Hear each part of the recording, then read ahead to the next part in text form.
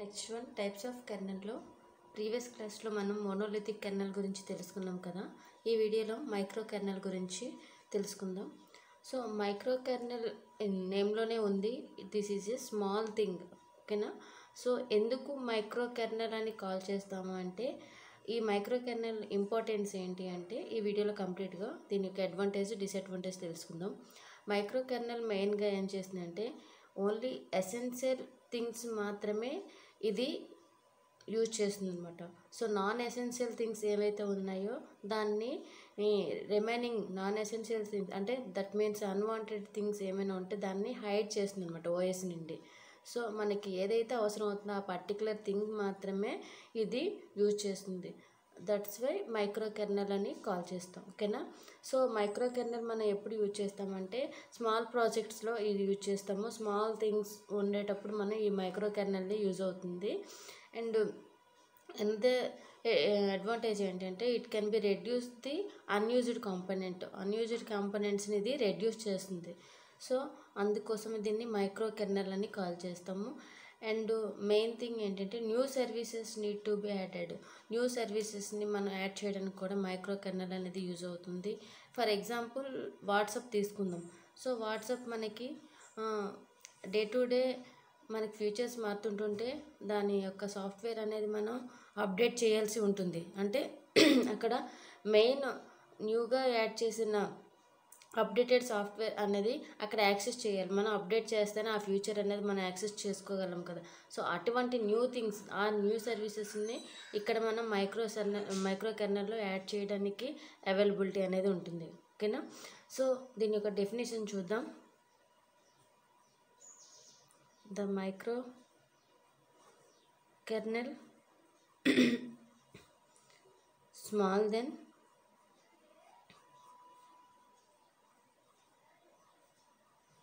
The monolithic kernel. So monolithic కెర్నల్తో compare చేస్తే micro kernel అనేది స్మాల్గా ఉంటుంది. సో ఎందుకంటే నాన్ ఎసెన్షియల్ థింగ్స్ని ఇక్కడ హైడ్ చేస్తుంది అనమాట, ఓకేనా. So because the kernel services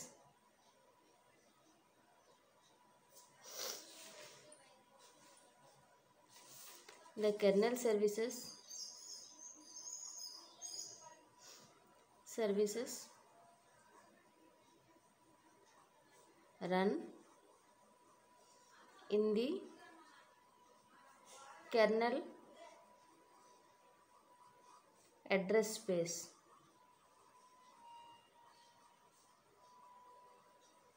so ఇక్కడ మనం మెయిన్ థింగ్ ఏంటంటే కెర్నల్ మైక్రో కెర్నల్కి వచ్చేసరికి ఓన్లీ ఇక్కడ మైక్రో కెర్నల్ అనేది అడ్రస్ స్పేస్లో మాత్రమే రన్ అవుతుంది.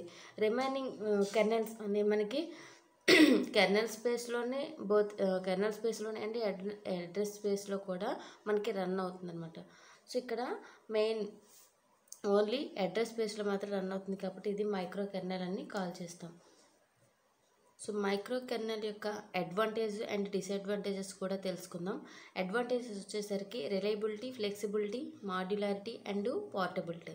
సో ఇక్కడ రిలయబిలిటీ అంటే ఏంటి అంటే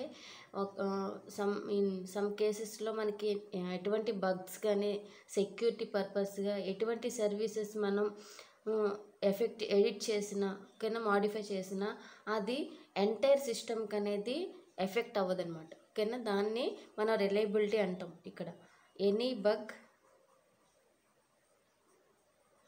are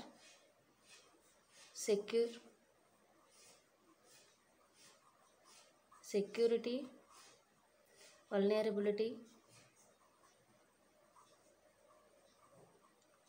in a service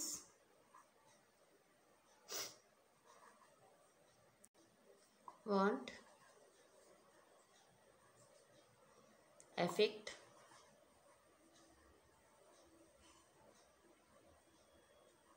the entire system.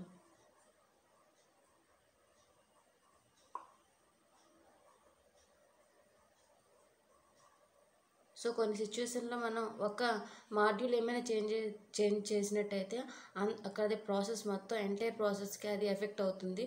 So ఇక్కడ వచ్చేసరికి అటువంటి ప్రాబ్లం అనేది ఉండదు. ఓకేనా, దాన్నే మన రిలయబిలిటీ అని కాల్ చేస్తాం. Next flexibility. సో మోనోలిథిక్ కెర్నల్తో కంపేర్ చేసినట్టయితే ఇక్కడ మైక్రో కెర్నల్ అనేది more flexible than monolithic kernel. So because ఎందుకంటే it allows the different operating services to be added or removed without affecting the entire system. So మన ఇక్కడ monolithic కెర్నల్తో compare చేస్తే ఇది మోర్ ఫ్లెక్సిబుల్గా ఉంటుంది. ఎందుకంటే మనం ఎటువంటి థింగ్ కానీ మనం యాడ్ చేసిన రిమూవ్ చేసిన ఎంటైర్ సిస్టమ్ మీద ఎఫెక్ట్ అవ్వదన్నమాట. సో దాన్ని మనం ఫ్లెక్సిబిలిటీ అని కాల్ చేస్తాం. So services to be added or removed.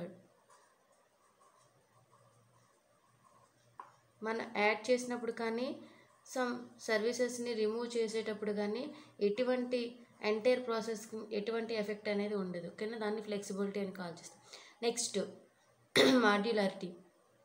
So ఇక్కడ మాడ్యులారిటీ అనేది మైక్రో మోనోలిథిక్ కెర్నల్తో కంపేర్ చేస్తే ఇక్కడ మాడ్యులారిటీ కూడా ఈజీ ప్రాసెస్ అవుతుంది. ఎందుకంటే ఇక్కడ మనకి మైక్రో కెర్నల్లోని services runs independently of the others.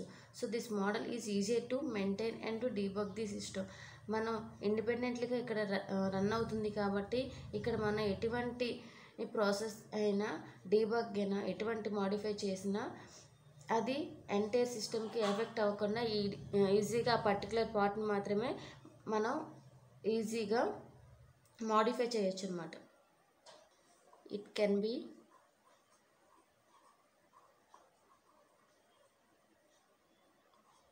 Easier to maintain and debug the system. Next one, portability. So it is portable. This makes it easier to port the operating system to different hardware architectures. So ఇక్కడ మనకి ఈజీగా port చేయొచ్చు అనమాట different architecture యొక్క operating సిస్టమ్స్కి. So this is the one of the main advantage. Port the operating system to different hardware architecture.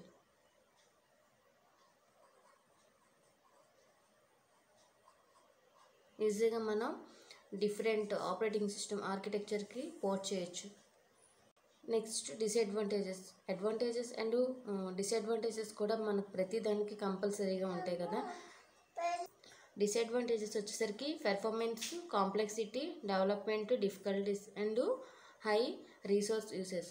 So ఇక్కడ మనకి performance చేయడానికి మైక్రో కెర్నల్లోని డిఫికల్టీస్ ఉన్నాయి. ఎందుకు అంటే ఇక్కడ మనం మోనోలిథిక్ కెర్నల్ కన్నా కంపేర్ చేస్తే స్లోగా ఇది రన్ అవుతుందన్నమాట.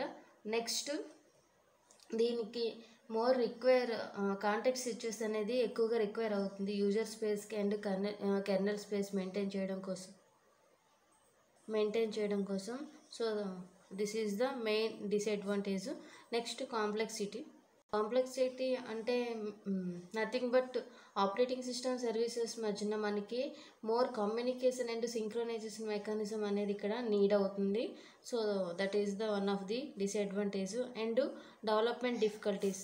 సో మైక్రో కెర్నల్ మెయింటైన్ చేయాలి అంటే డెవలప్మెంట్లో మనకి మెయిన్గా కమ్యూనికేషన్ సింక్రోనైజేషన్ మెకానిజమ్స్ అనేది డిఫరెంట్ సర్వీసెస్ మధ్యన మనం మెయింటైన్ చేయడం అనేది ఇక్కడ కొంచెం డిఫికల్ట్ అవుతుంది కాబట్టి ఇది ఒక మెయిన్ డిసడ్వాంటేజెస్గా చెప్పచ్చు. Next high resource usage.